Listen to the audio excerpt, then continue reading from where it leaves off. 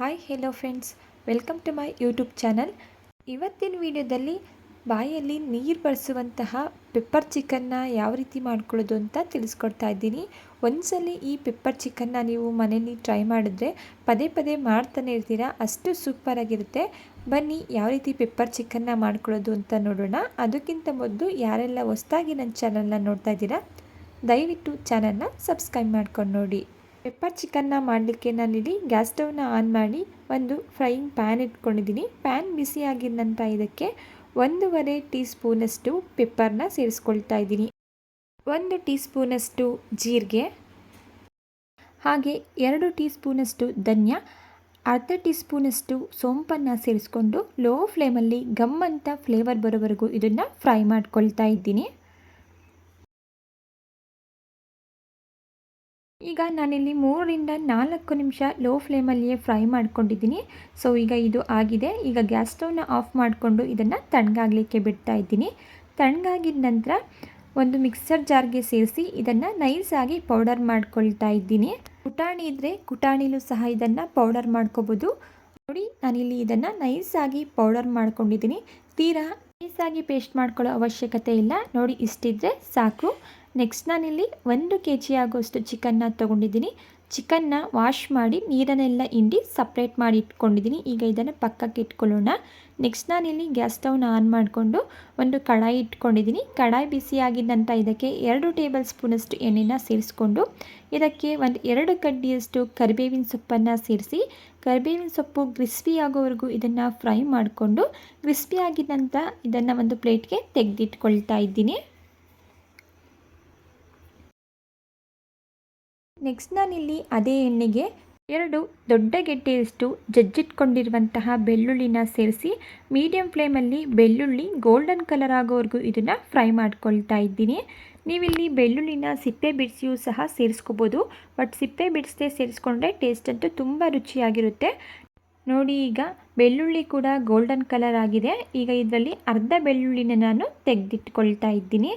ನಾನು ಇದಕ್ಕೆ ಒಂದು 5ರಿಂದ 6 ಗುಂಟೂರು ಚಿಲ್ಲಿನ ಸೇರಿಸ್ಕೊಂಡು ಇದನ್ನು ಸಹ 1 ನಿಮಿಷ ಫ್ರೈ ಮಾಡ್ಕೊಂಡಿದ್ದ ನಂತರ ಒಂದು 4 ಗುಂಟೂರು ಮೆಣಸಿನ್ಕಾಯಿನ ತೆಗೆದು ಪ್ಲೇಟ್ಗೆ ಸೇರಿಸ್ಕೊಳ್ತಾ ಇದ್ದೀನಿ. ನಂತರ ನಾನಿಲ್ಲಿ ಸ್ಲೈಸಾಗಿ ಕಟ್ ಮಾಡ್ಕೊಂಡಿರುವಂತಹ 2 ಈರುಳ್ಳಿನ ಸೇರಿಸ್ಕೊಂಡು ಈರುಳ್ಳಿ ಕಂಪ್ಲೀಟಾಗಿ ಸಾಫ್ಟ್ ಆಗಬೇಕು, ಅಲ್ಲಿವರೆಗೂ ಇದನ್ನು ಫ್ರೈ ಮಾಡ್ಕೊಳ್ತಾ ಇದ್ದೀನಿ. ಈರುಳ್ಳಿ ಫ್ರೈ ಆಗಿದ ನಂತರ ಇದಕ್ಕೆ 2 ಟೀ ಸ್ಪೂನಷ್ಟು ಶುಂಠಿ ಬೆಳ್ಳುಳ್ಳಿ ಪೇಸ್ಟ್ ಹಾಗೂ ಸೀಲಿಟ್ಕೊಂಡಿರುವಂತಹ 2 ಹಸಿಮೆಣಸಿನ್ಕಾಯಿನ ಸೇರಿಸ್ಕೊಂಡು ಶುಂಠಿ ಬೆಳ್ಳುಳ್ಳಿ ಪೇಸ್ಟಲ್ಲಿರುವಂತಹ ಹಸಿ ಸ್ಮೆಲ್ ಹೋಗೋವರೆಗೂ ಇದನ್ನು 1 ನಿಮಿಷ ಚೆನ್ನಾಗಿ ಫ್ರೈ ಮಾಡ್ಕೊಳ್ತಾ ಇದ್ದೀನಿ. ನಂತರ ಇದಕ್ಕೆ ನಾವು ವಾಶ್ ಮಾಡಿ ಇಟ್ಕೊಂಡಿರುವಂತಹ ಚಿಕನ್ನ ಸೇರಿಸ್ಕೊಳ್ತಾ ಇದ್ದೀನಿ. ಚಿಕನ್ನ ಸೇರಿಸ್ಕೊಂಡಿದ್ದ ನಂತರ ಇದಕ್ಕೆ ಅರ್ಧ ಟೀ ಸ್ಪೂನಷ್ಟು ಅರಿಶಿಣದ ಪುಡಿನ ಸೇರಿಸ್ಕೊಂಡು ಮಿಕ್ಸ್ ಮಾಡ್ಕೊಳ್ತಾ ಇದ್ದೀನಿ. ಮಿಕ್ಸ್ ಮಾಡ್ಕೊಂಡಿದ್ದ ನಂತರ ನಾನಿಲ್ಲಿ ಚಿಕನ್ಗೆ ರುಚಿಗೆ ತಕ್ಕಷ್ಟು ಉಪ್ಪನ್ನು ಈಗಲೇ ಸೇರಿಸ್ಕೊಳ್ತಾ ಇದ್ದೀನಿ. ನಾವು ಈಗಲೇ ಉಪ್ಪನ್ನು ಸೇರಿಸೋದ್ರಿಂದ ಚಿಕನ್ ಚೆನ್ನಾಗಿ ಉಪ್ಪಿಡಿಯುತ್ತೆ, ತಿನ್ನಬೇಕಾದ್ರೆ ಎಲ್ಲೂ ಸಪ್ಪೆ ಅನಿಸಲ್ಲ. ಆದ್ದರಿಂದ ನಾನು ಈಗಲೇ ಉಪ್ಪನ್ನು ಸೇರಿಸ್ಕೊಳ್ತಾ ಇದ್ದೀನಿ. ಉಪ್ಪನ್ನು ಸೇರಿಸಿದ ನಂತರ ಚೆನ್ನಾಗಿ ಇದನ್ನು ಮಿಕ್ಸ್ ಮಾಡಿಕೊಂಡು ನಂತರ ಒಂದು ಪ್ಲೇಟನ್ನು ಕ್ಲೋಸ್ ಮಾಡಿ 4ರಿಂದ 5 ನಿಮಿಷಗಳ ಕಾಲ ನಾನಿಲ್ಲಿ ಚಿಕನ್ನ ಬೇಯಿಸ್ಕೊಳ್ತಾ ಇದ್ದೀನಿ. ಈಗ 4ರಿಂದ 5 ನಿಮಿಷ ಆಗಿದೆ. ಚಿಕನ್ ಕೂಡ ಬೆಂದು ನೀರು ಬಿಟ್ಕೊಂಡಿದೆ, ನೀವಿಲ್ಲಿ ನೋಡ್ತಾ ಇರ್ಬೋದು. ಈಗ ಇದನ್ನು ಮತ್ತೊಮ್ಮೆ ಮಿಕ್ಸ್ ಮಾಡಿಕೊಂಡು ಇದಕ್ಕೆ ನಾನಿಲ್ಲಿ ಅರ್ಧ ಕಪ್ನಷ್ಟು ನೀರನ್ನು ಸೇರಿಸ್ಕೊಳ್ತಾ ಇದ್ದೀನಿ. ನೀರನ್ನು ಸೇರಿಸೋದ್ರಿಂದ ಚಿಕನ್ ಜ್ಯೂಸಿಯಾಗಿ ಬರುತ್ತೆ. ಇಲ್ಲಾಂದರೆ ನಾವು ಹಾಗೆ ಡೈರೆಕ್ಟಾಗಿ ಎಣ್ಣೆಲೇ ಫ್ರೈ ಮಾಡಿಕೊಂಡ್ರೆ ಚಿಕನ್ ಸ್ವಲ್ಪ ಹಾರ್ಡಾಗಿರುತ್ತೆ, ತಿನ್ನಬೇಕಾದ್ರೆ ಗಟ್ಟಿ ಅನಿಸುತ್ತೆ. ಅದರಿಂದ ಒಂದು ಅರ್ಧ ಕಪ್ಪಷ್ಟು ನೀರನ್ನು ಸೇರಿಸ್ಕೊಂಡು ಪೆಪ್ಪರ್ ಚಿಕನ್ನ ರೆಡಿ ಮಾಡ್ಕೊಳ್ಳೋದ್ರಿಂದ ಪೆಪ್ಪರ್ ಚಿಕನ್ ತುಂಬಾ ಜ್ಯೂಸಿಯಾಗಿರುತ್ತೆ. ನೀರನ್ನು ಸೇರಿಸಿ ಮಿಕ್ಸ್ ಮಾಡಿದ ನಂತರ ಒಂದು ಲಿಡ್ಡನ್ನು ಕ್ಲೋಸ್ ಮಾಡಿ ಚಿಕನ್ನಲ್ಲಿರುವಂತಹ ನೀರೆಲ್ಲ ಡ್ರೈ ಆಗಿ ಚಿಕನ್ 80% ಕುಕ್ ಆಗಬೇಕು, ಅಲ್ಲಿವರೆಗೂ ಇದನ್ನು ನಾನು ಫ್ರೈ ಮಾಡ್ಕೊಳ್ತಾ ಇದ್ದೀನಿ. ಈಗ ನೀವೆಲ್ಲಿ ನೋಡ್ತಾ ಇರ್ಬೋದು, ಚಿಕನ್ನಲ್ಲಿರುವಂತಹ ನೀರೆಲ್ಲ ಡ್ರೈ ಆಗಿ ಚಿಕನ್ ಕೂಡ 80% ಬೆಂದಿದೆ. ಈ ಟೈಮಲ್ಲಿ ನಾವು ಗ್ರೈಂಡ್ ಮಾಡಿ ಇಟ್ಕೊಂಡಿರುವಂತಹ ಮಸಾಲ ಪೌಡರ್ನ ಸೇರಿಸ್ಕೊಂಡು ಮಿಕ್ಸ್ ಮಾಡ್ಕೊಳ್ತಾ ಇದ್ದೀನಿ.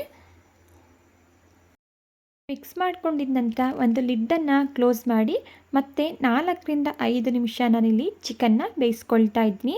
ಈ ರೀತಿ ಮಾಡೋದ್ರಿಂದ ಚಿಕನ್ ಕೂಡ ಮಸಾಲ ಪೌಡರ್ನ ಚೆನ್ನಾಗಿ ಅಬ್ಸರ್ವ್ ಮಾಡ್ಕೊಳ್ಳುತ್ತೆ ಮತ್ತು ಉಳಿದಿರುವಂತಹ 20% ಚಿಕನ್ ಬೇಯುತ್ತೆ. ಆದ್ದರಿಂದ ಒಂದು 4-5 ನಿಮಿಷ ಚಿಕನ್ನ ನಾನಿಲ್ಲಿ ಫ್ರೈ ಮಾಡ್ಕೊಳ್ತಾ ಇದ್ದೀನಿ. ಈಗ 4-5 ನಿಮಿಷ ನಾನಿಲ್ಲಿ ಚಿಕನ್ನ ಬೇಯಿಸ್ಕೊಂಡಿದ್ದೀನಿ. ಈಗ ಇದಕ್ಕೆ ನಾವು ಫ್ರೈ ಮಾಡ್ಕೊಂಡಿರುವಂತಹ ಕರಿಬೇವಿನ ಸೊಪ್ಪು, ಬೆಳ್ಳುಳ್ಳಿ, ಗುಂಟೂರು ಚಿಲ್ಲಿ ಹಾಗೂ ಸ್ವಲ್ಪ ಸಣ್ಣದಾಗಿ ಹೆಚ್ಚಿಟ್ಕೊಂಡಿರುವಂತಹ ಕೊತ್ತಂಬರಿ ಸೊಪ್ಪನ್ನು ಸೇರಿಸಿ ಮಿಕ್ಸ್ ಮಾಡಿಕೊಂಡು ಗ್ಯಾಸ್ ಸ್ಟವ್ನ ಆಫ್ ಮಾಡಿಕೊಂಡೆ. ಸಖತ್ ಟೇಸ್ಟಿಯಾಗಿರುವಂತಹ ಸಿಂಪಲ್ಲಾಗಿ ರೆಡಿ ಮಾಡ್ಕೋಬಹುದಂತಾದ ಪೆಪ್ಪರ್ ಚಿಕನ್ ರೆಡಿ. ಸಖತ್ ಟೇಸ್ಟಿಯಾಗಿರುತ್ತೆ. ಒಂದು ಸಲ ನೀವು ಮನೇಲಿ ಟ್ರೈ ಮಾಡಿ ನೋಡಿ, ಪದೇ ಪದೇ ಮಾಡ್ತಾನೆ ಇರ್ತೀರಾ. ಓಕೆ ಫ್ರೆಂಡ್ಸ್, ಈಗ ರೆಡಿಯಾಗಿರುವಂತಹ ಪೆಪ್ಪರ್ ಚಿಕನ್ನ ನಾನಿಲ್ಲಿ ಒಂದು ಪ್ಲೇಟ್ಗೆ ಸರ್ವ್ ಮಾಡ್ಕೊಳ್ತಾ ಇದ್ದೀನಿ. ಬಾಯಿ ಕೆಟ್ಟಾಗ ಈ ರೆಸಿಪಿನ ಮಿಸ್ ಮಾಡದೆ ಟ್ರೈ ಮಾಡಿ ನೋಡಿ. ಓಕೆ ಫ್ರೆಂಡ್ಸ್, ಇವತ್ತಿನ ಪೆಪ್ಪರ್ ಚಿಕನ್ ರೆಸಿಪಿ ನಿಮಗೆ ಇಷ್ಟ ಆಗಿದೆ ಅಂತ ಭಾವಿಸ್ತಾ ಇದ್ದೀನಿ. ಇಷ್ಟ ಆಗಿದ್ದರೆ ರೆಸಿಪಿಗೆ ಒಂದು ಲೈಕ್ ಮಾಡಿ. ಇದೇ ರೀತಿ ಸಿಂಪಲ್ ಹಾಗೂ ಟೇಸ್ಟಿ ರೆಸಿಪಿಗಳಿಗಾಗಿ ನೀವು ಮಾಡಬೇಕಾಗಿರೋದು ಇಷ್ಟೇ. ದಯವಿಟ್ಟು ಚಾನಲ್ನ ಸಬ್ಸ್ಕ್ರೈಬ್ ಮಾಡಿಕೊಂಡು ಚಾನಲ್ಗೆ ಸಪೋರ್ಟ್ ಮಾಡೋದನ್ನು ಮರಿಬೇಡಿ.